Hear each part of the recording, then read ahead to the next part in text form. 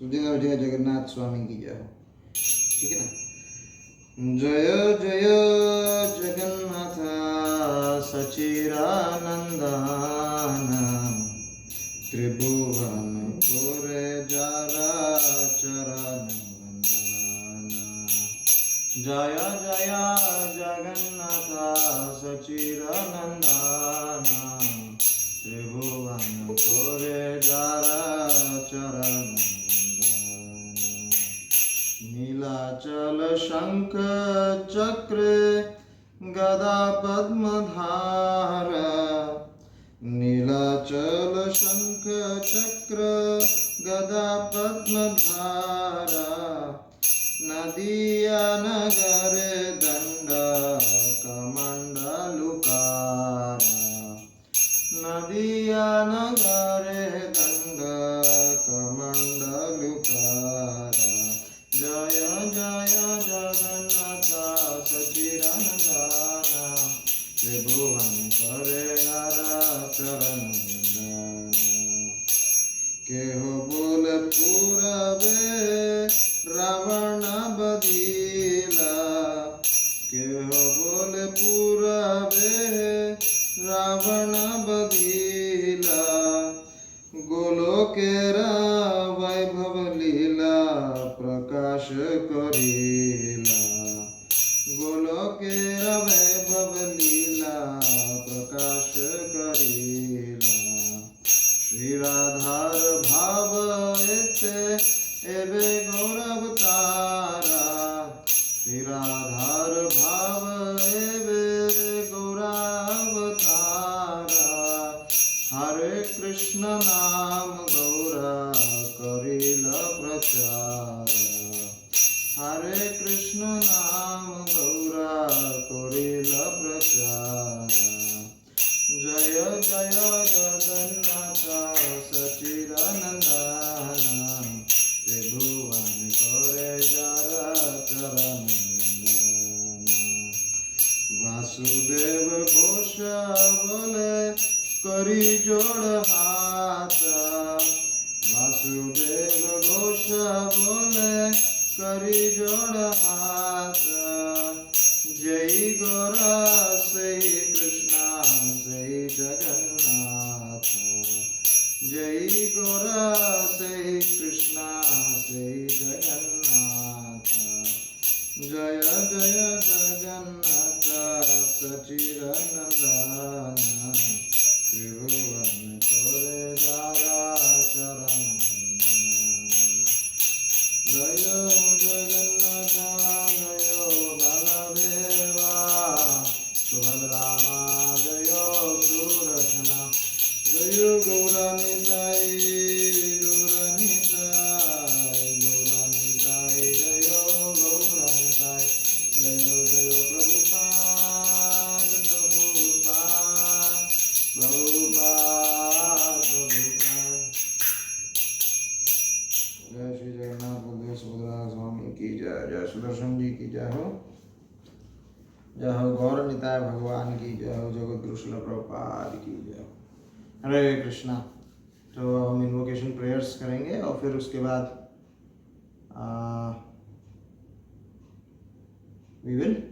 हम लोग उसके बाद अपना कथा का प्रारंभ करेंगे। ठीक है। ओके। अवज्ञानतिमिरन्धस्य ज्ञानाञ्जनशलाकया चक्षुरुन्मिलितं येन तस्मै श्रीगुरवे नमः। श्रीचैतन्यमनोभीष्टं स्थापितं येन भूतले स्वयं रूप कदा मह्यं ददाति स्वपदान्तिकं। वन्देऽहं श्रीगुरु श्रीयुतपतिकमलं श्रीगुरुन् वैष्णवांश्च श्रीरूपं साग्रजातं सैगणरघुनाथान्वितं तं सजीवं साद्वैतं सावधूतं परिजनसहितं कृष्णचैतन्यदेवं श्रीराधा कृष्णपादान् सैगणललिता श्रीविशाखान्वितांश्च। हे कृष्ण करुणा सिंधु दीनबंधु जगत्पते गोपेश गोपिकान्त राधाकान्त नमस्तते। तप्तकाञ्चन गौरांगी राधे वृन्दावनेश्वरी वृषभानुसुते देवी प्रणमामि हरिप्रिये। वाञ्छाकल्पतरुभ्यश्च कृपा सिन्धुभ्य एव च पतितानां पावनेभ्यो वैष्णवेभ्यो नमो नमः। जय श्री कृष्ण चैतन्य प्रभु नित्यानंद श्री अद्वैत गदाधर श्रीवासादि गौरभक्तवृंद। हरे कृष्णा कृष्णा कृष्णा हरे हरे हरे राम राम राम हरे हरे। नमो ओम विष्णुपादाय कृष्णपृष्ठाय भूतले श्रीमते भक्तिवेदांत स्वामिनिधि नामिने नमस्ते सरस्वते देवे गौरवाणी प्रचारिणे निर्विशेष शून्यवादी पाश्चात्य देशतारिणे। हरे कृष्णा। तो सबसे पहले आज हम पिछली बार हमने चर्चा करी थी भगवान जगन्नाथ जी के जो दारू ब्रह्म है उसके प्राकट्य की। तो हम लोग आज थोड़ा पुरी धाम के बारे में हल्का सा थोड़ा सा चर्चा करते हुए फिर उसको कनेक्ट करेंगे जगन्नाथ जी से, और फिर वो उसका अंतरंग लीला है उसको भी डिस्कस करेंगे आगे।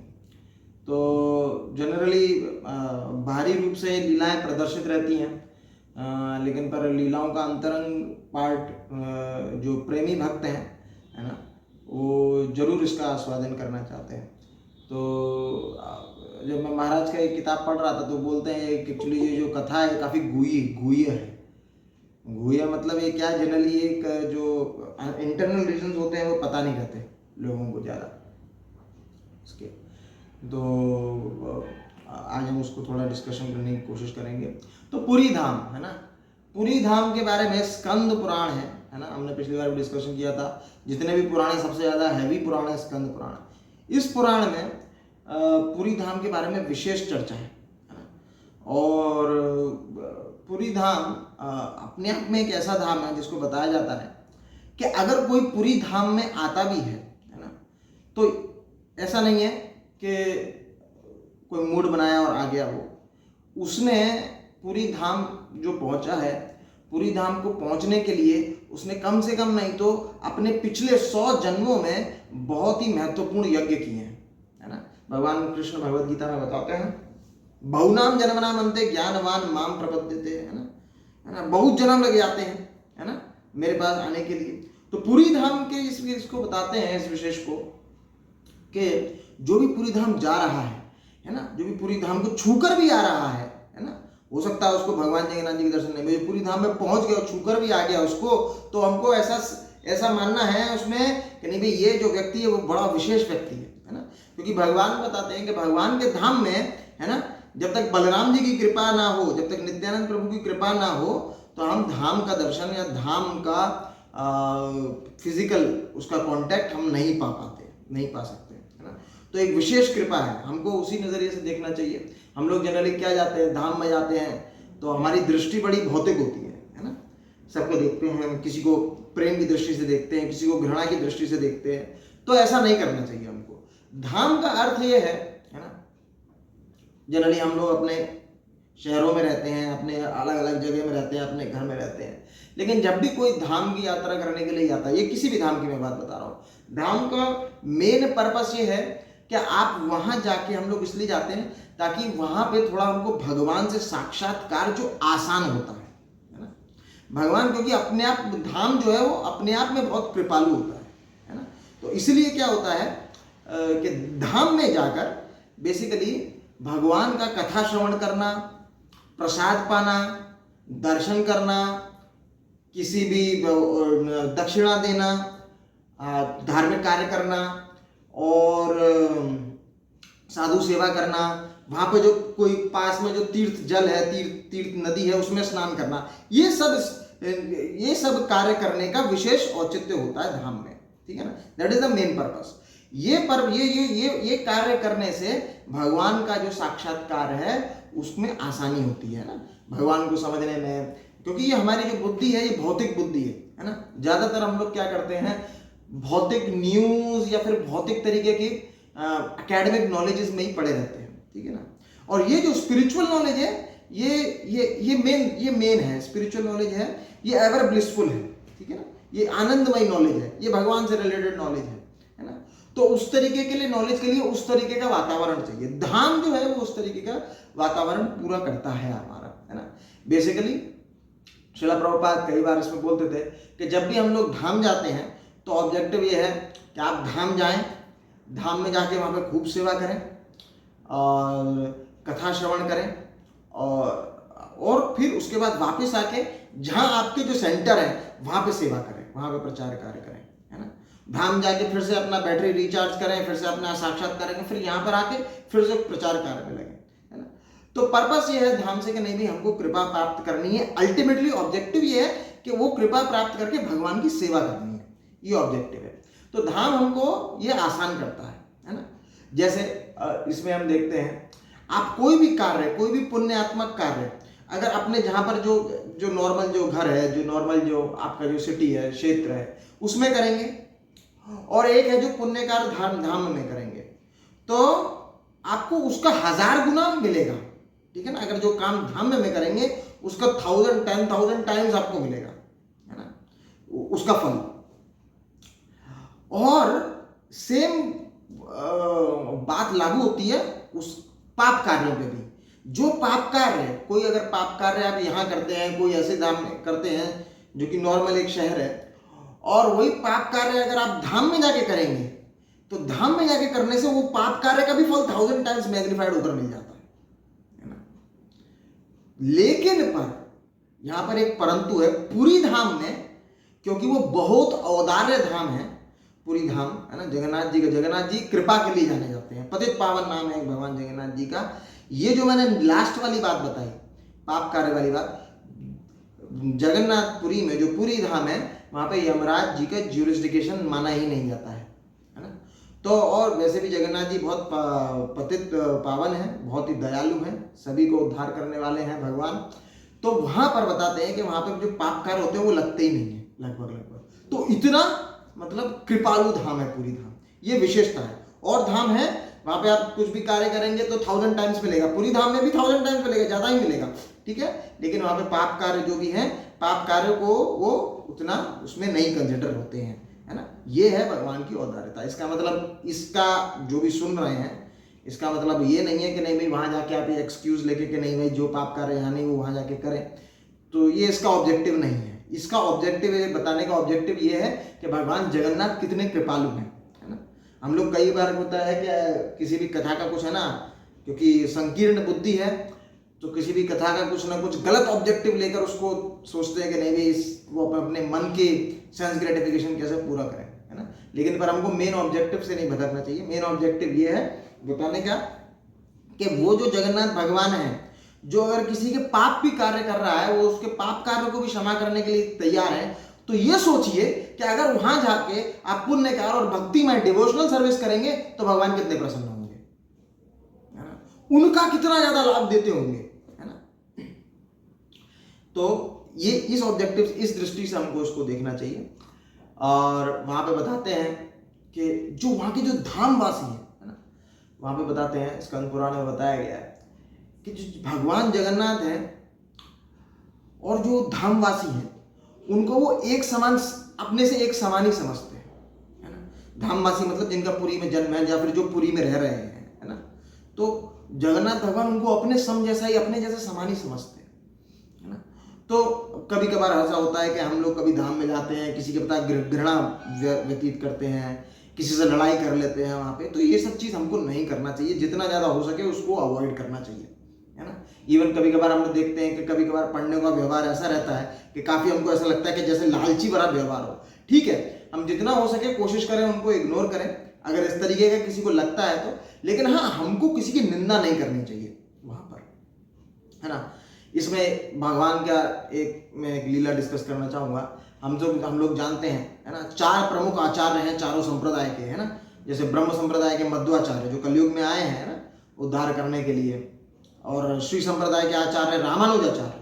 तो एक बार रामानुजाचार्य, लगभग 1000 साल पहले की बात है, जब रामानुजाचार्य जी साउथ इंडिया में जब प्रकट हुए थे श्री पेरुम्बदूर में, और फिर जब काफी समय जब उनको संन्यास ले लिया था और काफी शिष्य उन्होंने बना लिए थे, तो एक बार जगन्नाथपुरी आए थे, है ना।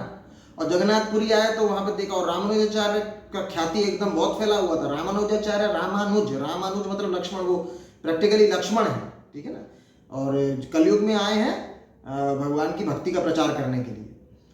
तो वो जगन्नाथपुरी में आया, और जगन्नाथपुरी में आए तो देखा उन्होंने, कह रहे यहाँ पर ये लोग जो सेवा है बड़ा ही, जैसे उनके यहाँ पे जो सेवा है, अगर आप जाएंगे श्री संप्रदाय में सेवा देखेंगे, रंगनाथ स्वामी की सेवा देखेंगे या तिरुपति में देखेंगे, बड़ा ही क्लीनलीनेस का स्टैंडर्ड है, बहुत हाई स्टैंडर्ड है उनका सेवा करने का। और जब यहाँ पर आके देखा, अरे वो देख रहे हैं कि यार ये जो जैसे क्या हो रहा है, जैसे अभी आप देख रहे हैं अभी का समय जो अनवसर का समय है, उसमें क्या है, जो दैतापति होते हैं वो वहीं पर ही भगवान की औषधि करते हैं, वहीं पर वो अपना खाते हैं, वहीं पर जूठा छोड़ देते हैं, है ना। जब इस तरीके का देख रहे हैं तो उनको लग रहा है अरे ये तो बहुत सारे रूल्स रेगुलेशन को तोड़ रहे हैं, है ना, और रूल्स एंड रेगुलेशन को तोड़ रहे हैं, तो मुझे इनको सिखाना पड़ेगा। और सभी को पंडों को वो है लाइन में लगा के सिखाने लगे, सबको सब करने लगे। और पंडे लोग भी उनको रिस्पेक्टेबल है कि वो पंडे लोग भी जानते हैं भाई ये तो रिस्पेक्टेबल पर्सन है, सुनना चाहिए इनका सब कुछ, है ना, वो भी सुने। तो लेकिन पर जगन्नाथ जी ने वो उनके शाम को सपने में आए और बोले कि देखो ये यहाँ पर डिस्टर्बेंस करने की जरूरत नहीं है, ये सब लोग, है ना, मेरे से एकदम बहुत ही मेरे क्लोज हैं और मेरे बहुत ही क्लोज पार्षद हैं। ये इनमें जो मेरा जो साक्ष्य रस है इसको डिस्टर्ब करने की कोशिश मत करो। और ये लो मेरा गरुड़ लो, है ना, भगवान अपना गरुड़ दे रहे हैं, देखो ये लो मेरा गरुड़ लो और यहाँ से चले जाओ, ठीक है ना। तो रामानुजाचार्य रात में सोए कहाँ पे, जगन्नाथपुरी में। लेकिन पर जब सुबह जब उठे तो कहाँ उठे, श्रीरंगम में, है ना। श्रीरंगम आप जानते हैं ना, आपका तमिलनाडु में, है ना। तो ये मतलब ये रस है ना। तो भगवान जगन्नाथ जी जो पुरी के धामवासी हैं, जो भी लोग हैं उनको अपने समान ही समझते हैं। वो चाहे कैसे भी हो, हमको जो धाम के लोग हैं उनको हमेशा एक रिस्पेक्टेबल व्यवहार से करना चाहिए, हर एक धाम में, है ना। वैसे तो हर एक जीव के प्रति करना चाहिए, लेकिन पर धाम में विशेषता, है ना, सभी को बहुत ही रिस्पेक्टेबल दृष्टि से देखना चाहिए। जो धामवासी है, जो धाम में आ रहे हैं, है ना, हमको विशेषता ध्यान रखना चाहिए। कई बार क्या है, लोग बहुत ही टूरिस्ट माइंड मेंटेलिटी से जाते हैं, फोटो खींच के आ जाएंगे बस, ठीक है ना, ये सब चीज करके आ जाएंगे। तो इससे क्या है, धाम का उनको पूर्ण लाभ नहीं मिल सकता, है ना। धाम का पूर्ण लाभ कैसे मिलेगा, जैसे हमने बताया, धाम को, है ना, देखने के लिए विशेषता जो इंद्रिय है जो इस्तेमाल में आती है वो आता है कान, आंख नहीं, है ना। आंख से तो आप देखेंगे ना, आर्किटेक्चर देखे आएंगे, कहीं सुंदरता देखे आएंगे, कहीं समुद्र देखे आएंगे, कहीं रेती देखे आएंगे, कहीं ये देख पाएंगे, आंख से आप नहीं। लेकिन जब तक आप सुनेंगे नहीं उनकी महिमा को, तब तक आप उसको अप्रिशिएट नहीं कर पाएंगे। स्पेशली इसलिए शास्त्र को भी इसको एक और नाम दिया गया, दर्शन शास्त्र, है ना। दर्शन शास्त्र का दर्शन मतलब कैसे करते हैं, कानों से, है ना। तो भगवान का भी दर्शन कलयुग में कानों का बहुत महत्व है, इसलिए कानों से दर्शन होता है भगवान का। तो और यही नहीं, पुरी धाम की इतनी महिमा है। एक बार आपने एक लीला मैं बताना चाहता हूँ। जब यमराज जी ने जब सुना कि भगवान जगन्नाथ जी वहाँ दर्शन दे रहे हैं, और जो कोई भी भगवान के पुरी चला जाता है वो उसको दोबारा जन्म लेना नहीं पड़ता, है ना, ऐसी महिमा है। जो कोई भी भगवान जगन्नाथ जी का दर्शन कर लेता है वो पूरा एकदम मुक्त हो जाता है, लिबरेशन मिल जाती है उसको, मोक्ष मिल जाता है ना। तो ये तो यमराज जी का तो पूरा अकाउंट्स गड़बड़ हो गया। क्या वो देख रहे हैं कि भाई इतना पापी आदमी है और इसको जगन्नाथ जी के जाके एकदम जैसे दर्शन कर लेता है, उसका सारा पाप खत्म हो जाता है, ये तो गड़बड़ हो गई। तो फिर वो यमराज जी बोले कि नहीं भाई, मेरा यहाँ पे ज्यूरिसडिक्शन नहीं है, लेकिन पर ऐसे तो सारी सृष्टि का डिसबैलेंस हो जाएगा, तो आप कुछ तो करिए। तो यमराज जी का जब आप एंट्री करते हैं तो वहाँ पे एक यमराज शिला होती है ना, ब्लैक कलर की, अगर किसी ने देखी हो तो उसमें वो एंट्री करते हैं। पतित पावन जो जगन्नाथ होते हैं साइड में होते हैं, वो जस्ट उसी के ऊपर में जो जब आप एंट्री करेंगे, जो सिंह द्वार है वहां से एंट्री करेंगे, वहीं पे एक ब्लैक कलर का एक स्टोन है ना, वो स्टोन है। तो उसमें यमराज जी बोलते हैं कि मेरे को एक शिला के रूप में, यहाँ पे जगन्नाथ जी बोलते हैं ठीक है तुम एक शिला के रूप में रह जाओ, जो लोग मेरा दर्शन जैसे करेंगे तो उनका पाप खत्म हो जाएंगे, लेकिन पर तुम क्या है, तो तुम्हारे अगर शिला पे अगर पैर रख देगा तो तुम उसको वापस दे देने का, है ना। तो अभी मैं देख रहा हूँ कि लिंग में थोड़ा अरेंजमेंट सरकार का अच्छा है, लोग जाते तो उस शिला पे पैर रख कर रहे हैं तो फिर जाने में तो कोई प्रॉब्लम नहीं है, लेकिन जब भगवान का दर्शन करने आते हैं तो एक्चुअली क्या उस द्वार से आप वापस आने नहीं देते, वो जो दूसरा द्वार होता है, उत्तर द्वार, है ना, उस द्वार से वो निकल जाते हैं। तो अगर कभी वापस भी आपको आने मिले उसी सिंह द्वार से तो कोशिश करिए आप अवॉइड करें कि वो शिला पे पैर रखने के लिए। तो ऐसा महिमा है जगन्नाथपुरी का। तो ये एक्चुअली औदार्य है, भगवान का कृपा है यहाँ पे ना, जगन्नाथपुरी के औदार्य धाम है ना, बहुत कृपा है भगवान की यहाँ पे जगन्नाथपुरी। और जब देवता लोग भी, है ना, जब पुरी में लोगों को देखते हैं, जो पुरी के जो धामवासी को देखते हैं, वो देखते हैं, वो क्या देखते हैं, वो ऐसे नहीं देखते इनके 2 हाथ हैं, है ना, वो देखते हैं इनके 4 हाथ हैं, है ना। पुरी में सबके सब जो विष्णु पार्षद की तरह देखते हैं, है ना। अगर आपने कभी बृहद भागवतामृत सनातन गोस्वामी का पढ़ेंगे तो उसमें पता चलेगा आपको कि जो वैकुंठ लोक में है उनमें भगवान विष्णु के भी 400 फॉर्म हैं, शंकर चक्र गदा पद्म ये है भगवान विष्णु के पास है, और उनके जो वहां पे लोग भी रहते हैं उनके पास भी, उनके जो पार्षद है उनके भी ऐसे ही है, शंख चक्र गदा पद्म एकदम उसी तरीके का उनका भी है। लेकिन पर क्या डिफरेंस क्या है, कुछ डिफरेंस है, जैसे भगवान का श्रीवत्स रहता है ना, कौस्तुभ मणि रहती है ना, ऐसे करके कुछ डिफरेंसेस है जो भगवान को और से डिस्क्रिमिनेट करते हैं, है ना। तो ये पूरी जो धाम है ये नॉन डिफरेंट है ना, आपका द्वारका से वैकुंठ से नॉन डिफरेंट है। और यहाँ पे हर एक जो भी है ना सिर्फ केवल आपका धामवासी, इवन कुत्ता भी, है ना, पूरा एकदम एक्सक्लूसिवली वर्णन किया, कुत्ता भी भगवान का पार्षद है ना।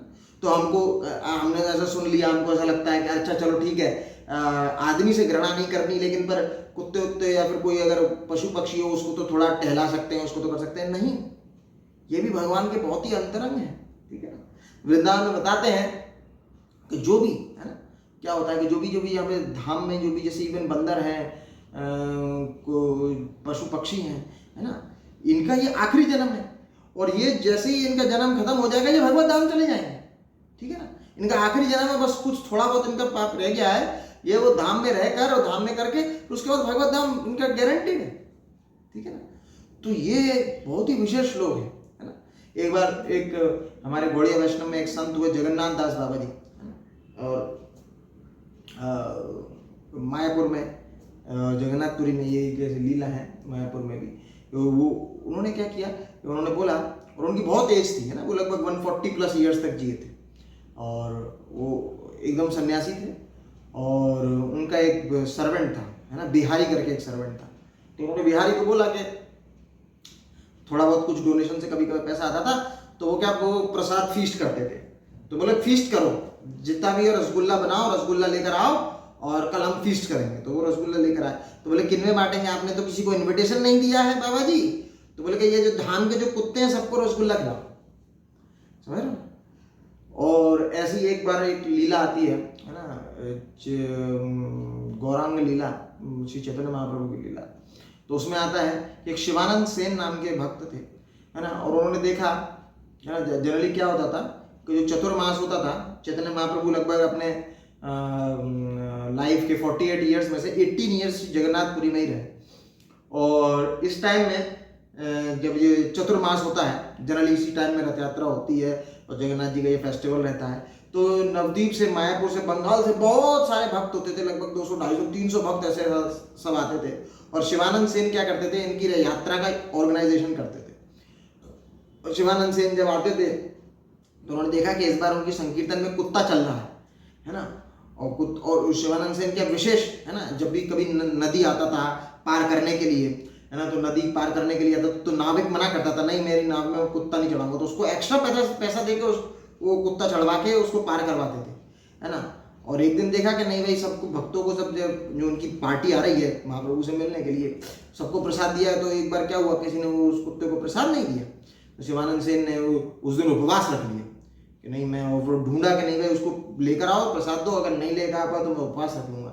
उपवास रख लिया उन्होंने, है ना। और फिर जब वो पहुँचे, वो कुत्ता मिला नहीं। जब चैतन्य महाप्रभु के पास पहुँचे तो देखा कि श्री चैतन्य महाप्रभु के पास वही सेम कुत्ता वो श्री चैतन्य महाप्रभु के पास बैठा है, और महाप्रभु का जो उच्चिष्ट है, महाप्रभु जो खा रहे हैं उसको फिर दे रहे हैं, ठीक है ना। और जैसे वो कुत्ता खा रहा है तो महाप्रभु बोलते बोलो कृष्ण, है ना।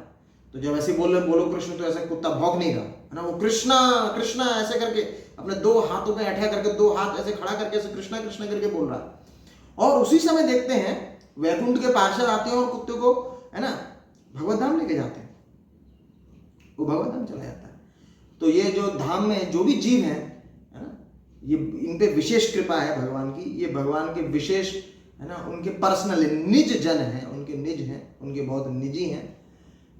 तो हमको बहुत ही रिस्पेक्टेबल व्यवहार रखना चाहिए इनसे। अगर हम एटलीस्ट अगर हम रिस्पेक्टेबल नहीं हो पाए किसी कारणवश, हो सकता है कुछ झगड़ा वगैरह इस टाइप का सिचुएशन है, तो दूरी मेंटेन करें। ठीक है ना। क्योंकि भगवान के पार्षद जो पार्षद हैं उनसे अगर कोई घृणा करेगा, कुछ वो सब चीज़ करेगा, दिक्कत करेगा, तो जस्ट लाइक जैसे मैंने बोला कि जगन्नाथ जी उनको अपने समान समझते हैं, तो जस्ट लाइक आप समझिएगा नहीं भाई जगन्नाथ जी से यू आर डूइंग झगड़ा एंड ऑल दैट थिंग।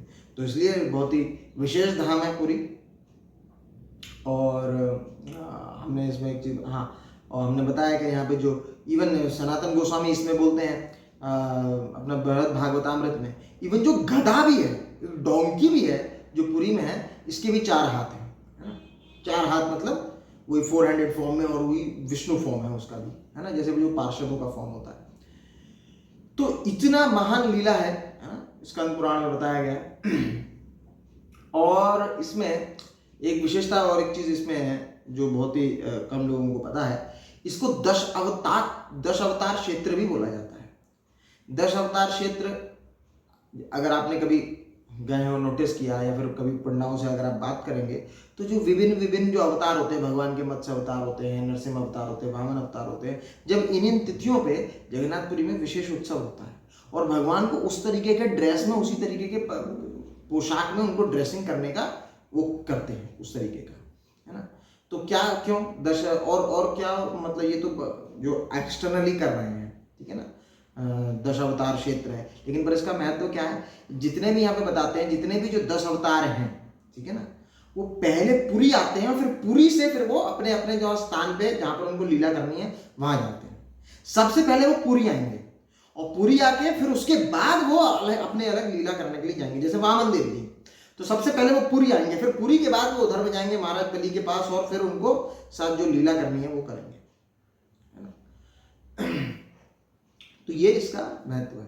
और फिर जब उनका अपना जब लीला का अंत भी करते हैं, तो लीला अंत करने के बाद जब वहां से उस धाम से जब अंत करते हैं, तो फिर पुरी आते हैं, फिर पुरी से फिर वो वापस अपने जो उनका नित्य धाम होता है वहां जाते हैं। तो इसलिए इसको 10 अवतार क्षेत्र भी कहा जाता है। तो इतनी इसकी महान महिमा है, धाम की महिमा। तो ऐसे धाम में, है ना, विशेषकर चैतन्य महाप्रभु ने इस धाम में बहुत ही अपनी अंतरंग लीला अपने अंतरंग पार्षदों के साथ की, है ना। Chaitanya Mahaprabhu is not different from Krishna, Jagannath is also not different from Krishna, है ना। चैतन्य महाप्रभु कौन है? He is Krishna in the mood of Radha Rani, है ना। Krishna in separation of Krishna but in mood of Radha Rani, है ना। और जगन्नाथ जी कौन है? He is a Krishna in separation of Radha Rani. Chaitanya Mahaprabhu is Krishna in separation of Krishna and Jagannath is Krishna is in separation of Radha Rani। समझ रहे? दोनों ही कृष्ण है, लेकिन पर सेपरेशन का जो विप्रलम्ब भाव है वो अलग है, अलग अलग पर्सन के लिए। जगन्नाथ जी का सेपरेशन का भाव है राधा रानी के लिए, चैतन्य महाप्रभु का जो सेपरेशन का भाव है वो कृष्ण के लिए है ना। तो ये चीज है। और जब भी, है ना, चैतन्य महाप्रभु से जैसे मैंने डिस्कस कर रहा था, है ना, 200, 250, 300 लोग ऐसे करके जब आते थे विशेषकर रथ यात्रा वाले उत्सव में, और वहां पे 4 महीने तक रहते थे। और चैतन्य महाप्रभु अपने हाथों से, है ना, उनको इज लाइक 7 फीट टॉल, जो बहुत बहुत ज्यादा लंबे हैं चैतन्य महाप्रभु, और जो अपने हाथों से लगभग प्रसाद भक्तों को बहुत खिलाते थे। लगभग एक एक मुट्ठी में उनको 5-5 लोगों का प्रसाद आ जाता था। आप सोचिए हमारे इतने छोटे छोटे हाथ हैं, है ना, चैतन्य महाप्रभु वाज ह्यूज, और जब वो अपने हाथों से प्रसाद भक्तों को खिलाते थे ऐसा करके, तो सब भक्त बहुत ही प्रेम से, है ना, प्रसाद पाते थे। और जगन्नाथ जी में, जगन्नाथपुरी में सबसे एक महत्व चीज ये है कि और जितने भी धाम हैं वहां पर ये है कि नहीं, तपोदिव्यम, आप तपस्या कीजिए, तपोदिव्यम भगवान के लिए तपस्या करिए। उसमें क्या होता है, शुद्धिकरण बहुत तेज होता है ना। लेकिन पर जगन्नाथपुरी में क्या है, महाप्रसाद खाइए, है ना। कोई तपस्या का कुछ पॉइंट ही नहीं है जगन्नाथपुरी में, है ना, महाप्रसाद खाना, ठीक है ना।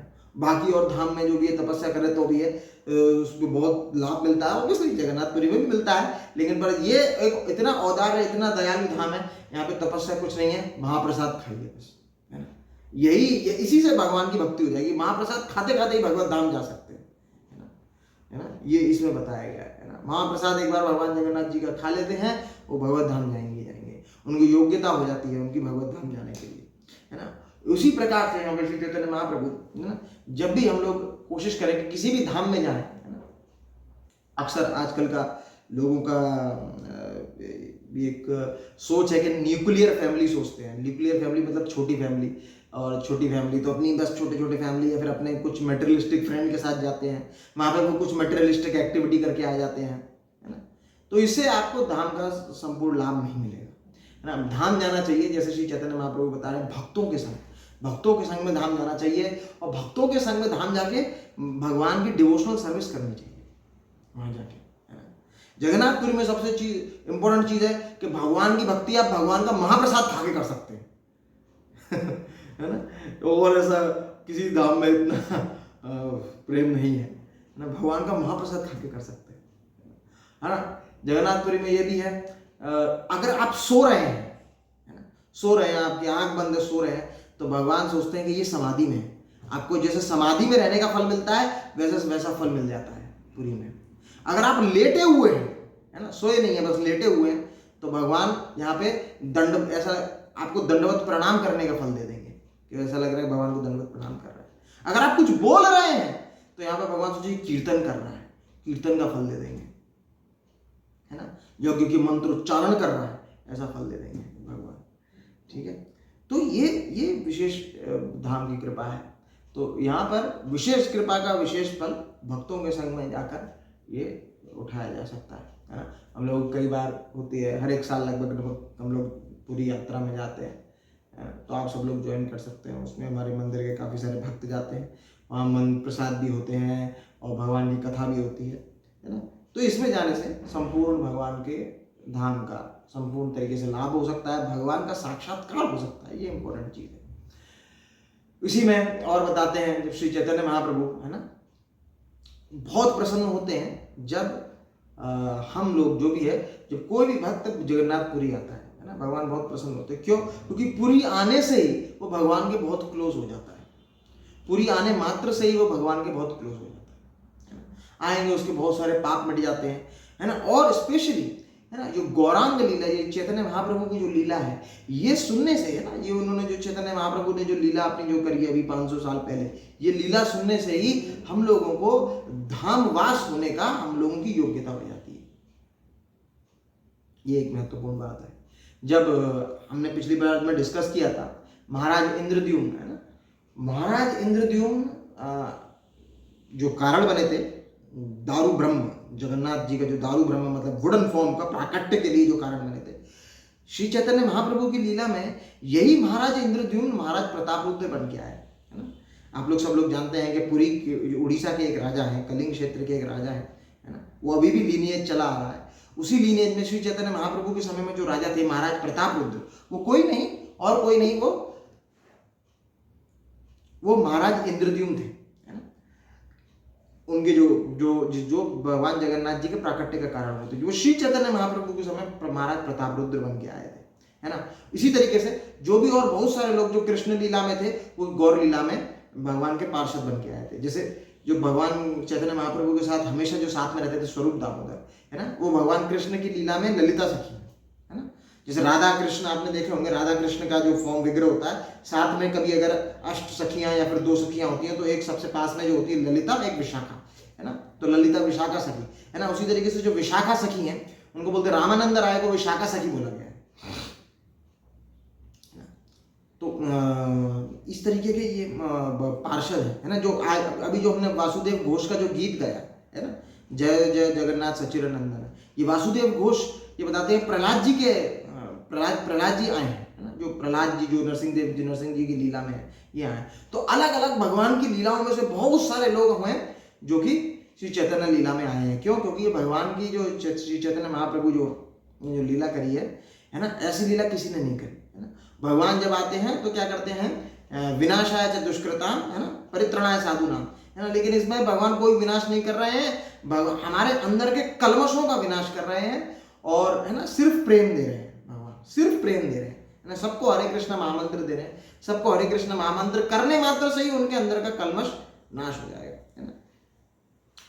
तो भगवान इस तरीके का जो औदार्य फॉर्म है, और सबसे बड़ी बात है प्रेम दे रहे हैं, जो कि व्रज का जो प्रेम है ना, ये भगवान ने किसी भी लीला में डिस्ट्रीब्यूट नहीं किया।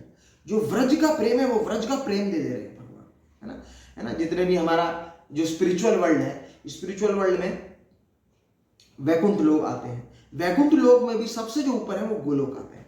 गोलोक में, गोलोक जो व्रज है वो एक ही नाम है, वो व्रज का जो प्रेम है वो ये दे रहे हैं हमको महाप्रभु। तो ये विशेष महाप्रभु की लीला का महत्व है। महाप्रभु और जगन्नाथ, भगवान जगन्नाथ जी की लीला को आप अलग अलग करके देख नहीं सकते। अलग अलग करके देखेंगे तो समझ में नहीं आएगा, है ना। इनको साथ में मिला के ही देखना पड़ेगा, तभी आपको दोनों रस के बारे में पता चलेगा, है ना। तो मैं बता रहा था कि और इसमें पिछली बार एक क्वेश्चन पूछे थे एक भक्त हमसे, शायद मयूर प्रभु जी पूछे थे हमसे कि ऐसा भी कुछ था कि नहीं भाई, क्या श्री कृष्ण जब देह अंत किया था तो उनका हार्ट है वो ट्रेवल करते करते इधर पुरी में आ गया था। लेकिन एक ऐसा डिस्क्रिप्शन आता है जो इस कमेंट्स को पूरा ध्वस्त कर देता है। जब भगवान कृष्ण जब अर्जुन के साथ थे तो वो कई जगह लीला भ्रमण करने गए थे, कई जगह गए थे, है ना। इवन बलराम जी भी गए थे, ठीक है ना। तो वहां पे विवरण आता है कि भगवान कृष्ण अर्जुन के साथ जगन्नाथपुरी आए थे जगन्नाथ जी के दर्शन करने। स्वयं Krishna is coming to take the darshan of Lord Jagannath. तो ये इस बात को भी प्रूव करता है कि जब हमने बोला था कि नहीं भाई, जो जगन्नाथ जी का जो प्राकट्य एक्चुअली क्या है, स्वयंभू मनु के समय में हुआ था। स्वयंभू मनु लगभग अगर उसका कैलकुलेशन आप करेंगे वैदिक कैलेंडर के हिसाब से तो that comes before around 15 crore year पहले, 15 करोड़ साल पहले। तो ये भी जो कथा है, और स्वयं कृष्णा अर्जुन के साथ आए जगन्नाथ जी के दर्शन करने के लिए, इधर पूरी धाम। तो Krishna comings to take the darshan of Krishna, है ना। So that happens. और जब और भगवान कृष्ण ने ये जो पुरी की जो महिमा है ना, जो जगन्नाथपुरी की ये महिमा भगवान शिव को बताई, है ना, कि पुरी में जो जाते हैं, है ना, उनको कभी जन्म नहीं लेना पड़ता। पुरी में जो जितने भी सब पार्षद हैं वो वैकुंठ पार्षद हैं, और जो एक बार भगवान जगन्नाथ जी के दर्शन कर लेते हैं, है ना, उनका जन्म नहीं होता। महाप्रसाद का बहुत महत्व है ना। चार जगह का महत्व है। भगवान तपस्या करते हैं बद्रीनाथ में, है ना। जब शासन करते हैं तो द्वारका में करते हैं, है ना। प्रसाद पाते हैं तो जगन्नाथपुरी में पाते हैं, और जब विश्राम करते हैं तो रामेश्वरम में करते हैं, है ना।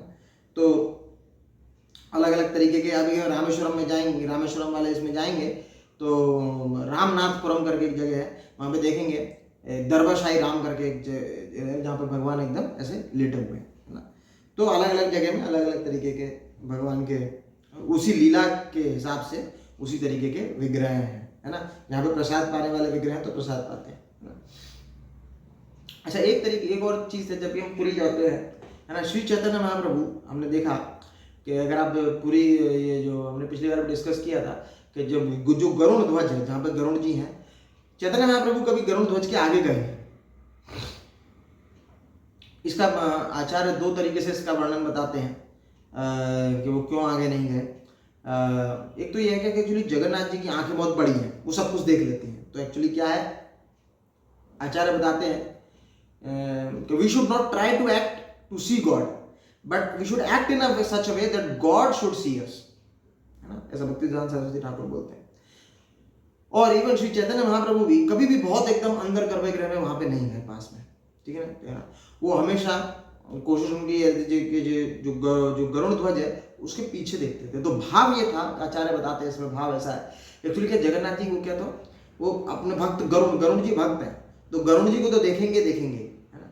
तो अगर गरुड़ के पीछे मैं रहूंगा तो मेरे को देख लेंगे, है ना। भगवान क्या है, अपने भक्त को देखते हैं, है ना। तो ये भाव है ना। और हमने एक चीज है, और ये जगन्नाथ हमने भी इतना सारा डिस्कस किया, इसमें भगवान का दया और मर्सीफुल नेचर ही भगवान का दिख रहा है ना। लेकिन पर ये जगन्नाथपुरी धाम है, यहाँ पे तीनों आपका औदार्य, माधुर्य और ऐश्वर्य, ये तीनों भाव हैं जगन्नाथपुरी में, ठीक है ना। औदार्य के बारे में दया है भगवान की, ये तो आपने देख ही लिया, है ना। पतित पावन जगन्नाथ है। एक लीला आती है औरंगजेब के समय की। औरंगजेब इतना आप लोग जानते हैं कि बहुत ही ज़्यादा दुष्ट एकदम राजा था, बहुत मंदिर तोड़े, बहुत सारे विग्रह तोड़े उसने, बहुत ही ब्राह्मण लोगों को, बहुत ही हिंदू लोगों को, माताओं को, पुरुषों को बहुत ही उसने प्रताड़ित किया, बहुत ही वध किए उसने, बहुत ही क्रूरतम उसने कार्य किए, है ना। लेकिन पर उस पर जगन्नाथ जी की कृपा हुई, ऐसा बताते हैं। उसके अंत समय में उसको बहुत पश्चाताप वाला सिचुएशन हुआ, और बताते हैं कि उसको अल्लाह जो है वो जगन्नाथ जी के फॉर्म में दिखे, और उसने यहाँ पुरी में उसका ऑर्डर है, बताते हैं। अगर जो इनका म्यूजियम है या फिर जो इनका एक ऑफिस है, वो ऑर्डर को अभी भी ये प्रिजर्व करके रखे हैं। उस ऑर्डर में था कि कभी भी कोई भी पुरी में कोई आक्रमण नहीं करेंगे, और ये भी था कि बहुत सारा जो जमीन था वो उन्होंने मंदिर के ट्रस्ट के नाम पे दान किए थे, है ना। तो भगवान बहुत ही औदार्य है, बहुत ही कृपालु है। किसी भी निकृष्ट से निकृष्ट आप सोच नहीं सकते कि नहीं भाई उस पर भी कृपा कर सकते हैं, क्योंकि यही पतित पावन है। पतित मतलब बहुत ही गिरे हुए व्यक्ति को भी भगवान उसको उठा सकते हैं। ये शक्ति भगवान नहीं हो सकती, और किसी में शक्ति नहीं हो सकती।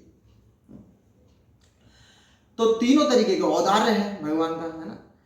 जगन्नाथ, जगन्नाथ से हम लोग क्या समझते हैं? जगत मतलब सारी सृष्टि के नाथ हैं, है ना। Is the owner of all the universe, है ना। और इस क्षेत्र को क्या बोलते हैं? नीलाचल क्षेत्र। नीलाचल क्षेत्र श्री क्षेत्र भी बोलते हैं। श्री मतलब लक्ष्मी, राधा रानी भी है, श्री का मतलब लक्ष्मी भी है ना। तो लक्ष्मी मतलब क्या? ऐश्वर्य, है ना, वेल्थ, फॉर्च्यून, है ना। ये ऐश्वर्य है, ऐश्वर्य भाव है। जगत के नाथ है, सारे यूनिवर्स के प्रोपराइटर हैं, ये ऐश्वर्य है ना। लेकिन पर माधुर्य, इसमें माधुर्य भी है ना। तो आचार्य ऐसे बताते हैं इसमें माधुर्य कैसे है। जब जगन्नाथ जी को रात में, है ना, जब कपाट बंद होते हैं तो जगन्नाथ जी का जो वेश वो वैसे करते हैं, जैसे आपके जो कृष्णा जब होते हैं रासलीला करने के लिए जाते हैं, तो उस तरीके का वेश उनको हर एक रात में पहनाते हैं वैसे करके। तो वो माधुर्य भाव है उसमें भी, तो उसमें माधुर्य है ना। भगवान कृष्ण का जो गोपियों से जो संबंध है वो माधुर्य भाव का है, तो उस तरीके का उनको लीला करते हैं। और इवन ये बताते हैं कि जब श्री चैतन्य महाप्रभु जगन्नाथ जी को देखते थे तो वो त्रिभंग श्याम सुंदर फॉर्म को देखते हैं। हम तो जैसे देखेंगे तो अभी एकदम ऐसे देखेंगे कि जैसे सिर्फ फेस ही फेस है, ऐसे करके हमको नहीं देखते। लेकिन पर श्री चैतन्य महाप्रभु उनको त्रिभंग रूप में ही देखते हैं, है ना। उनका त्रिभंग मतलब जो उनका बॉडी है वो 3 जगह बैंड है ना। आपने देखा होगा भगवान कृष्ण का ऐसे करके वो 3 फॉर्म में 3 जगह में बेंडिंग है। ऐसे कोई इंसान खड़ा हो नहीं सकता वो ग्रेविटी को डिफाई करेगा, सेंटर ऑफ ग्रेविटी को, वो गिर जाएगा। तो ये only Krishna can do this kind of त्रिभंग रूप में। तो Krishna Chaitanya Mahaprabhu used to see Jagannath as a Krishna form, है ना। तो माधुर्य है यहाँ पे, है ना। और लेकिन पर नाम में कैसे माधुर्य है? ये जगन्नाथ जी के नाम में 2 चीज तो दिखती है ना। कि एक तो भैया चलो जगत के नाथ हैं, पतित पावन है ना, ये चीज दिखती है। तो औदार्य दिखता है। औदार्य मतलब बहुत मर्सीफुल नेचर है। औदार्य मतलब कृपा टपक रही है, ऐसा बताते हैं। हर एक जगह से आप सोच भी नहीं सकते वो उससे कृपा हो जाएगी जगन्नाथ जी की। और श्री जो है ऐश्वर्य, ऐश्वर्य मतलब जगत के नाथ हैं, ओनर ऑफ द यूनिवर्स है ना, प्रोपराइटर है। तो श्री जैसे बोलते हैं वो चीज है उसमें, है ना। पर माधुर्य कैसे है ना। जैसे बताते हैं कि जैसे भगवान है, जब भी तो माधुर्य होने का भी एक बताते हैं, एक पॉइंट होता है कि जहां पर ऐश्वर्य कम होगा वहीं पे माधुर्य होता है। लेकिन यहाँ पे तो ऐश्वर्य है, इसलिए मैं बता रहा हूँ ये पूरी बड़ा विशेष है ना। यहाँ पे और तरीके के लॉस पूरे ध्वस्त हो जाते हैं, है ना। यहाँ पे ऐश्वर्य है, जगत नाथ है, जगत सारे जगत के नाथ है, फिर माधुर्य कैसे आएगा? जनरली हमने देखे जैसे एक एग्जाम्पल आता है भगवद गीता में। जब आपने 11th चैप्टर देखते हैं तो उसमें क्या है, भगवान विश्व रूप दिखाते हैं। तो जैसे विश्व रूप दिखाते हैं अर्जुन बड़े भयभीत हो जाते हैं। अर्जुन भयभीत होकर भगवान की एकदम प्रार्थना करने लगते हैं कि मुझे क्षमा कीजिएगा, मैं आपके साथ एक ही बिस्तर पर सोया था, मैं आपके साथ जब जहाँ पे आप खाते थे वहीं पे आपके साथ में खा जाता खाने के लिए बैठ जाता था। जिस आसन पे आप बैठते थे वही पास के आसन में मैं भी उसी आसन पे बैठ जाता था, है ना। जब भगवान का इतना ऐश्वर्य विशाल रूप देखा तो जो अर्जुन का जो प्रेममय संबंध था भगवान का साक्ष्य रस वो संकुचित हो गया।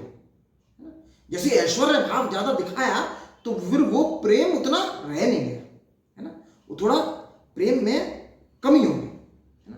तो ऐश्वर्य क्या कर देता है, जो माधुर्य जो प्रेम है वो कम कर देता है उसका। हालांकि इवन अर्जुन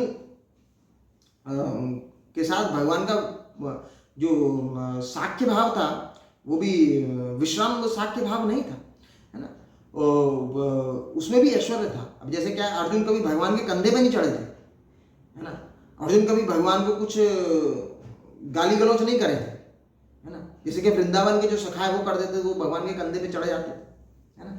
लेकिन पर इससे हम ये पता चल रहा है कि नहीं भाई, जो एक भाव होगा अगर उसमें ऐश्वर्य ज्यादा आ जाए, किसी भी रिलेशनशिप में ज्यादा वो सब चीज आ जाए, वो रिस्पेक्टेबल वाला जो पॉइंट आ जाता है, तो उसमें क्या है, प्रेम बड़ा संकुचित हो जाता है ना। एक वाइल्ड एग्जांपल है, जैसे दो दोस्त होते हैं, कई बार हम देखते हैं, है ना, एक दोस्त तो बड़ा रिस्पेक्टेबल टॉक करते हैं दूसरे में, ठीक है, वो रिलेशन अच्छा है, चलता है। लेकिन कुछ दोस्त होते हैं गाली वाली तो थोड़े बात करते हैं, वो रिलेशन थोड़ा और प्रगाढ़ होता है ना, और प्रेम ज्यादा होता है उसमें, है ना। तो माधुर्य में ये टीजिंग वगैरह ये सब चीज चलती है ना।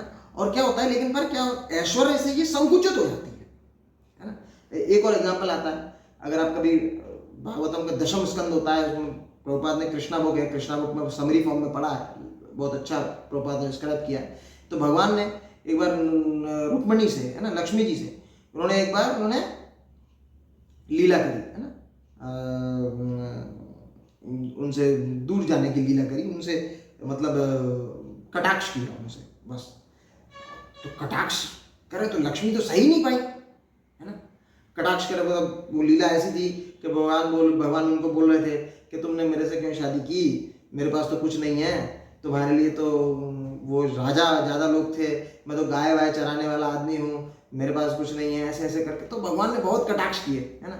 रुक्मणी जी बड़ा डरती है, लक्ष्मी जी बड़ा डरती हैं, क्योंकि भगवान क्या बोल रहे हैं कि मुझे छोड़ ना दें, ऐसे करके। और रुक्मणी जी बेहोश हो गई। थोड़ा सा भी भगवान ने हल्का सा भी उसमें टीजिंग करने की चालू कर सोचा, कर नहीं पाए। वो ऐश्वर्य भाव है रुक्मणी जी का और लक्ष्मी जी का, और वो डर गई एकदम से, है ना। लेकिन पर ये टीजिंग भगवान वृंदावन में नहीं कर सकते राधा रानी के साथ, है ना।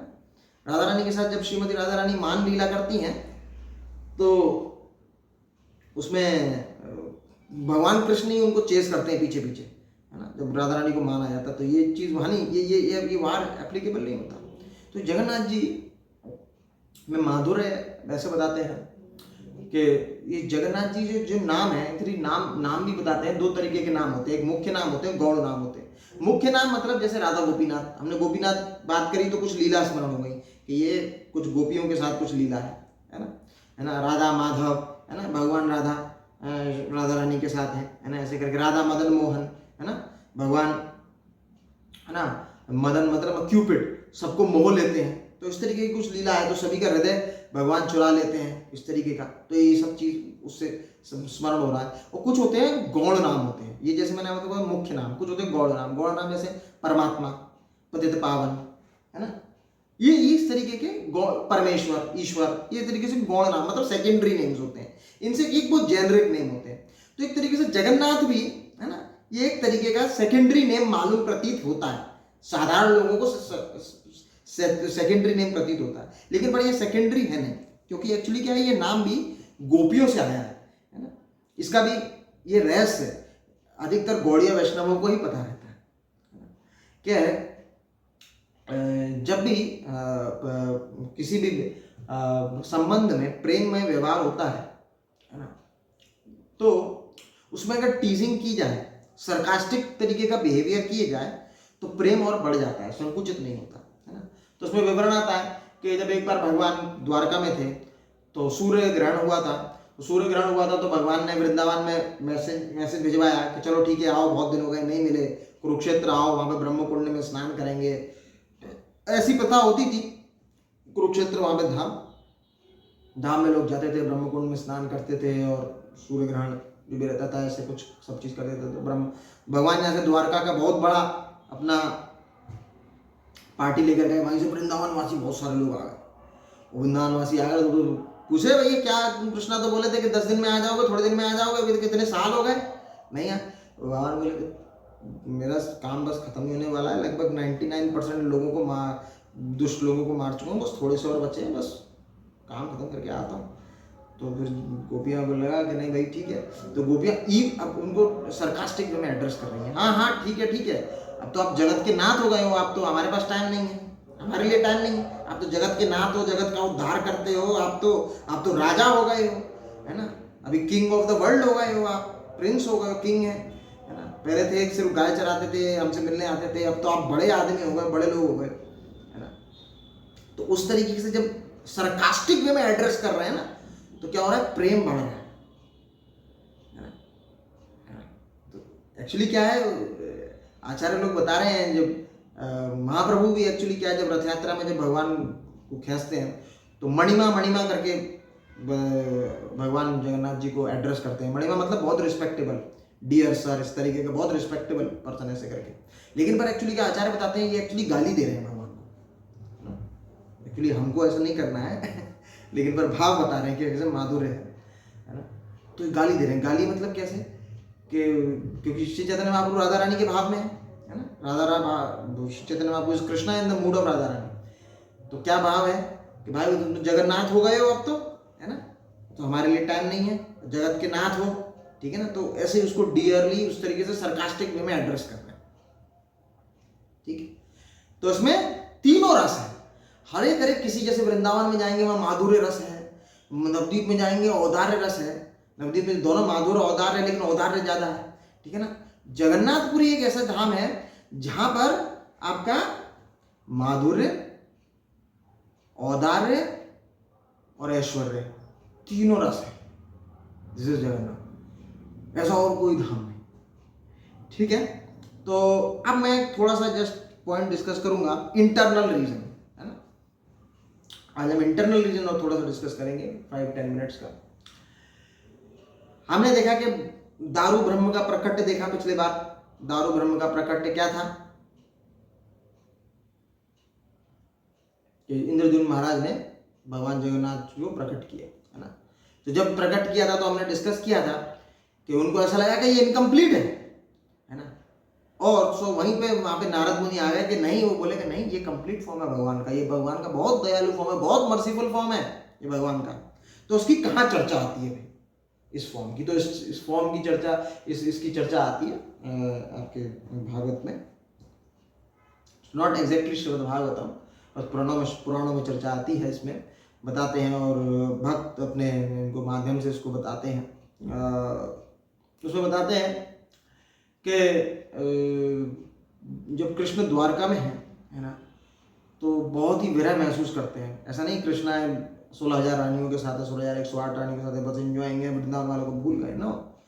वो हर एक रात में, है ना, रात में कभी उठ जाते थे, राधा राधा गोपी गोपी कर करके उठ जाते थे, और कभी कभार एकदम उनको कुछ बोलते थे भगवान को, तो भगवान कुछ जवाब ही नहीं देते, कहीं खोए रहते थे।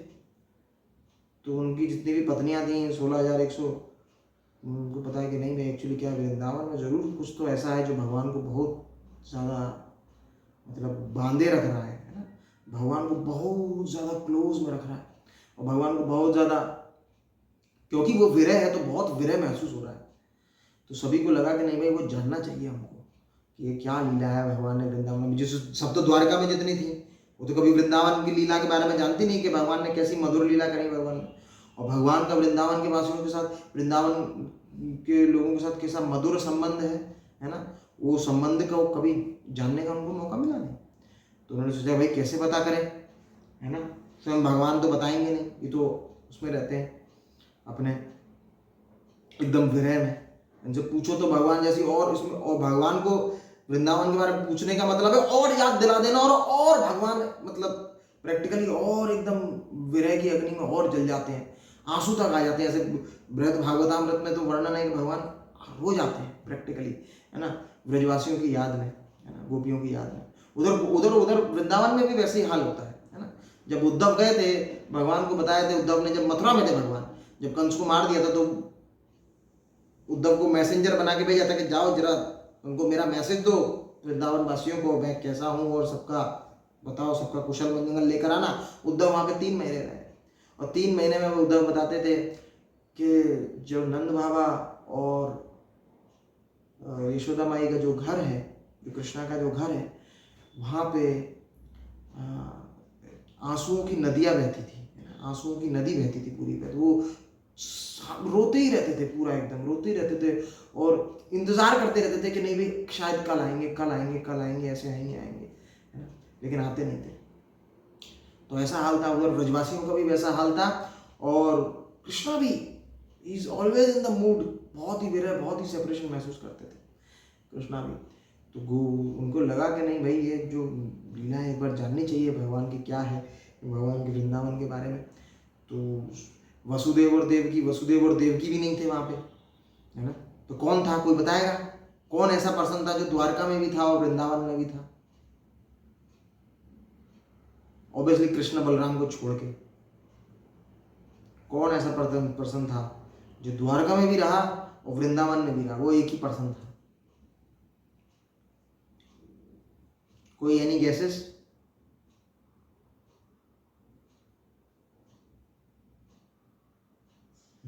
ठीक है, मैं ही बताता हूँ। रोहिणी माता, है ना, बलराम जी की जो माँ थी, है ना, वो वृंदावन में भी थी, है ना, और इधर द्वारका में भी आई थी, है ना। जब ये गए थे तो ये इधर भी आ गई थी।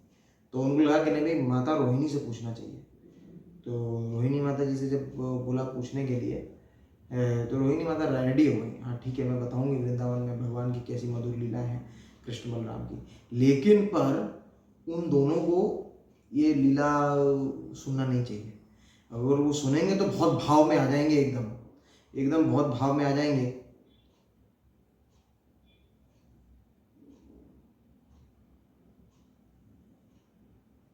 हरे कृष्णा।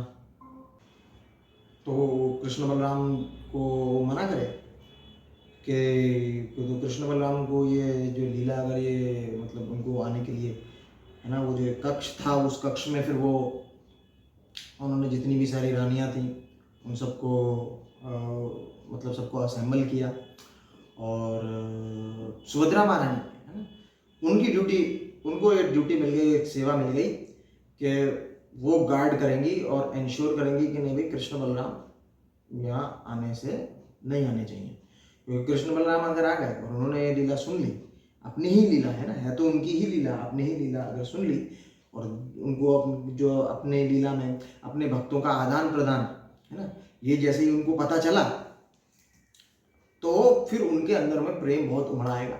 ये प्रेम अगर उनका और बहुत ज़्यादा उमड़ा तो फिर हो सकता है संभालना मुश्किल हो जाए दोनों कृष्ण और बलराम को, है ना। क्योंकि ये बात बिल्कुल तय है कि नहीं, ये बात बिल्कुल तय है कि बहुत प्रेम करते हैं कृष्ण बलराम, है ना, ब्रजवासियों से, है ना, सबसे ज़्यादा एकदम भगवान का प्रेम ब्रजवासियों से ही है। तो हम देखते हैं कि फिर अरेंजमेंट हुआ और ये कृष्ण बलराम के लिए वेट किया गया। रोहिणी माता ने प्लान बनाया था कि ये सुधर्मा सभा में जब जाएंगे, है ना, सुधर्मा सभा जैसे हमारे राष्ट्र जैसे संसद है, हर एक देश में संसद है तो उस संसद का एक नाम है, तो इसी उनका भी एक संसद था, उसका नाम सुधर्मा सभा था। तो सुधर्मा सभा में कृष्णा जाते थे और कृष्णा जब कृष्ण बलराम ये जाते थे और वहाँ पे जो राज्य से रिलेटेड जो भी अफेयर्स होते थे उसका डिस्कशन करते थे, है ना। हालांकि महाराज उग्रसेन है, Krishna was like a prince, but he is but उन्हीं का डिसीजन सब माना जाता था, है ना। तो वो वहाँ जाते थे और जैसे ही वो वहाँ चले गए तो फिर उन्होंने कहा नहीं ठीक है चलो आप चलो बताते हैं। तो रोहिणी माता ने सब वृंदावन की भगवान की लीला, सारी भगवान की लीला बताने लगी। उनका कैसे माखन चुराते थे, है ना, क्या दामोदर लीला है और कैसे गोपियों के साथ जो आदान प्रदान है भगवान का, सारी लीला है ना, रोहिणी माता बताने लगी उनको। अब ये सुभद्रा महारानी भी सुन रही थी, थोड़ा सा गेट खुला था और वो भी सुन रही थी। और ये भी जब क्या है, कथा का क्या है, कृष्ण, एक तो कृष्ण कथा है, सुनाने वाला शुद्ध भक्त, सुनने वाला शुद्ध भक्त, है ना। तो क्या होगा, बाहरी चेतना से वो ऊपर उठ जाता है पर्सन, ऐसा काम करती है कृष्ण कथा। तो जितने भी लोग सुन रहे थे वो बाहरी चेतना से ऊपर उठ गए। सुभद्रा महारानी भी बाहरी चेतना से ऊपर उठ गई, है ना, भूल गई कि नहीं भाई उनको गार्ड करना है, ठीक है ना।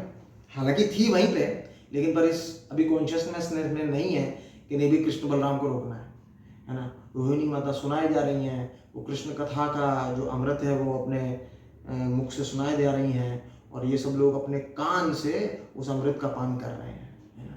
और पान करते करते करते, है ना, ये लोग अपनी बाहरी चेतना से पूरे ऊपर ऊपर उठ गए, ठीक है। अब कृष्ण बलराम को पता चल गया, है ना, ऑब्वियसली कृष्ण बलराम, है ना, वृंदावन लीला डिस्कशन हो रहा है, कृष्णा बलराम दे आर परमात्मा, दे लॉर्ड, और उनको पता चल गया एकदम से सुधर्मा सभा छोड़ के आए, यहाँ पर आ गए।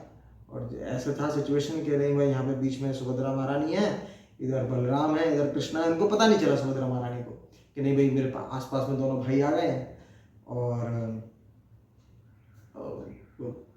पूछने भी लगे तो भी कुछ सुभद्रा महारानी कुछ जवाब नहीं। जिसने में देखा कि नहीं भाई थोड़ा गेट तो खुला ही था, तो देख लिया कि नहीं भाई क्या अच्छा कथा चल रही है। तो कृष्ण बलराम दोनों कान लगा के, ऐसे कान लगा के एकदम सुनने लगे। वो सुनने लगे, ओ भगवान की मधुर लीला, अपने भक्तों से आदान प्रदान, वो वृंदावन का जो प्रेम, जैसे वो सुनने लगे तो भगवान के अंदर भी एकदम भगवान स्टन हो गए, सरप्राइज हो गए सुन के अपने भक्तों की कथा। तो भगवान का क्या है, भगवान अपने भक्तों के अलावा किसी को नहीं जानते, और उनके भक्त हैं भगवान के अलावा किसी को नहीं जानते, है ना। तो ये है भगवान और भक्तों का प्रेममय संबंध। और वो सुनकर पूरे स्तब्ध हो गए। उस स्तब्ध में बताते हैं उसमें कि जैसे कछुआ होता है, टॉर्टोइज होता है, वो अपने जो अंग है ना, अपने पैर और हाथ को अंदर कर लेता है, सिकुड़ लेता है, वैसे ही पूरा है ना, कृष्णा का, बलराम जी का, सुभद्रा महारानी का बिल्कुल एकदम ऐसी स्टन हालत हो गई, और उनके हाथ पैर पूरे अंदर अपने उनके शरीर में सुकड़ गए। और ये जैसे सुकड़े और पूरे स्टन हो गए भगवान। इस समय नारद मुनि ने भगवान का दर्शन किया। भगवान का जैसे दर्शन उन्होंने किया और भगवान को प्रणाम किया, और भगवान फिर बाहरी चेतना में आ गए, और फिर भगवान बाहरी चेतना में फिर से नॉर्मल हुए। नारद मुनि ने प्रार्थना करी भगवान से, ये भगवान, ये जो एक बार आपका बहुत करुणामयी फॉर्म है ना, ये इतना करुणामयी फॉर्म है ना। भगवान की आंखें एकदम वाइड ओपन हो गई, है ना, ब्लैक ऐसे वाइड ओपन। और भगवान की, जैसे जगन्नाथ जी की आप आंख देखते हैं ना, एकदम रेडिश है, उस पर आउटर कोटिंग रेडिश है। वो रेडिश कोटिंग का भी मतलब है ना, जैसे आप कभी रोते हैं, है ना, प्रेम में अगर किसी को रोते हैं तो आपकी आंख में भी थोड़ा रेडिश पन आ जाता है। तो वो वैसे ही वो भगवान की आंख कितना बड़ा रेडिश पन है ना। भगवान की आंखें भी बड़ी हैं और उनमें रेडिश कितना वो बता रहा है उसमें। और उसमें तो भगवान ने जब ये सब इस तरीके का रूप जैसे भगवान का हुआ, तो नारद मुनि ने बहुत प्रार्थना करी कि नहीं भगवान आप इसी फॉर्म में रहिए, है ना, और ये फॉर्म आप अपना जरूर, है ना, इस धरती पे अपना व्यवस्थित कीजिए, है ना, और सब लोग इस फॉर्म का आपका दर्शन लेके लाभ प्राप्त करें, है ना। वो समझ कि ये बहुत करुणामय फॉर्म है भगवान का। ये फॉर्म दर्शन करने से ही भगवान का सारा जो है, दर्शन करने से ही भगवान का सारा एकदम पाप, जन्म जन्मांतर के पाप खत्म हो जाते हैं, और वो भगवत धाम चला जाता है। बताते हैं भगवान का दर्शन करने के बाद उसका पुनर्जन्म नहीं है ना, शास्त्रों में ऐसा वर्णन है, उसकी पुनर्जन्म नहीं होता एक बार भगवान का दर्शन कर लेते हैं तो ये फॉर्म है, ये ऐसे भगवान का। फिर यही फॉर्म जो था इंद्रद्युम्न महाराज को भी, जो दारू ब्रह्म फॉर्म में आया, वुडन फॉर्म में आया, वो इसी इंटरनल रीजन का, ये जो इंटरनल रीजन जगन्नाथ बलदेव सुभद्रा, इसी का मैनिफेस्टेशन है वो भी, है ना। तो ऐसे था। अच्छा, इसमें एक और एक लीला आती है, जब भगवान अपने लीला के अंत समय में, लगभग भगवान इस धराधाम में 125 वर्ष रुके, और लगभग 124th ईयर्स में बताते हैं आचार्य, उस समय जब भगवान गए, कृष्णा बलराम सुभद्रा महारानी जब गए, तो श्रीमती राधा रानी के पास गए देखने के लिए, है ना। अब वापस आए हैं, है ना, और श्रीमती राधा रानी बहुत पतली हो चुकी थी, बहुत दुबली हो चुकी थी। उनमें बताते हैं आचार्य कि जैसे जो कलाई है, उनकी कलाई एक उंगली जितनी हो गई थी, और बहुत ही ज़्यादा प्रेम के सर्वोच्च स्तर पे श्रीमती राधा रानी है। श्रीमती राधा रानी के प्रेम का कोई इमिटेशन नहीं किया जा सकता, है ना। तो जिस तरीके का भाव श्रीमती राधा रानी ने वृंदावन में भगवान कृष्ण के लिए प्रदर्शित किया था, सेम, क्योंकि यही भाव को जानने के लिए कृष्ण आए थे, है ना। श्री चैतन्य महाप्रभु के रूप में, है ना। तो वहाँ पर भी भगवान जब कृष्णा जब ये 18 साल जब जगन्नाथपुरी में रहे, तो ये 18 साल में तो भगवान ने भी बहुत तरीके के अष्ट सात्विक विकार उत्पन्न किए, है ना। भगवान जब कभी कभार रोते थे तो ऐसे रोते थे जैसे एकदम फुफारा एकदम भिगो देते थे। कभी कभार भगवान अपने उनको घर में बंद कर देते थे चैतन्य महाप्रभु को, लेकिन पर वो तब भी वो कहीं चले जाते थे, तब भी वो नहीं मिलते थे। भगवान कर सकते हैं अपनी शक्ति से। कभी कभी उनको सिंह द्वार के बाहर में लेटे हुए पाते थे और उनका शरीर बहुत लंबा हो जाता था और सारे उनके जॉइंट्स एकदम पूरे एकदम खुल जाते थे, है ना, पूरा एकदम शरीर लंबा हो जाता। और कभी कभी उनका शरीर एकदम जैसे कद्दू जैसा एकदम बहुत छोटा सा हो जाता था, हाथ और पैर ऐसे हो जाते थे। तो इस तरीके के अष्ट सात्विक विकार है जो श्रीमती राधा रानी ने किए थे। तो उसको श्री चैतन्य महाप्रभु उसी का रिप्रेजेंटेशन, श्री चैतन्य महाप्रभु जब भगवान कृष्ण श्रीमती राधा रानी के मूड में आए तो उन्होंने उसका आस्वादन किया, श्रीमती राधा रानी के प्रेम का उनके प्रति। और फिर जब आए तो जैसे ही वृंदावन में आए कृष्ण बलराम सुभद्रा महारानी, और जैसे ही उन्होंने प्रणाम किया, प्रणाम करते ही श्रीमती राधा रानी के प्रेम का इतना भाव था, उनको प्रणाम करते ही उनके जो प्रेम है वो उनका साक्षात्कार होने लगा। और वो प्रेम की पराकाष्ठा इतनी थी कि वो भी स्तब्ध कर गई बलराम जी को। कुछ कहा नहीं, कुछ बात नहीं किया, सिर्फ एक प्रणाम किया। आचार्य बताते हैं कि भगवान कृष्ण श्रीमती राधा रानी के अंगूठे ऐसे पकड़ के ऐसे प्रणाम किया, छुआ और प्रणाम किया। भाई सुभद्रा महारानी ने बलराम जी छूते ही और प्रणाम करते ही उनका वो स्तब्ध हालत में चले गए। श्रीमती राधा रानी के प्रेम को, उसकी परिकाष्ठा समझ नहीं पाए, उसके जो स्तब्ध, पूरा स्तब्ध हो गए भगवान। और तब ये फॉर्म जगन्नाथ बलदेव सुभद्रा का जो हम देखते हैं, उस समय भी ये फॉर्म दिखा था, ऐसा आचार्य बताते हैं। तो ये दो इंटरनल रीजन है। एक्सटर्नल रीजन का महत्व है, लेकिन पर इंटरनल रीजन बहुत गुह्यतम होते हैं, है ना। और हर एक, जैसे हमने बताया कि हर एक डीटी मैनिफेस्टेशन से रिलेटेड एक इंटरनल रीजन भी रहता है। तो ये जगन्नाथ बलदेव सुभद्रा का ये इंटरनल रीजन ये बताते हैं, ये एक इंटरनल रीजन है कि कहाँ पर ये लीला वाला पार्ट है, जिसमें यहाँ पे ये जगन्नाथ बलदेव सुभद्रा कृष्ण लीला में ये पार्ट हुआ था। तो इसी के साथ मैं शस्त्र को विराम देता हूँ। जगन्नाथ बलदेव सुभद्रा जी की जय, सुदर्शन जी की जय, श्री चैतन्य महाप्रभु नित्यानंद प्रभु की जय, श्री पंचतत्व की जय, जगत गुरु श्रील प्रभुपाद की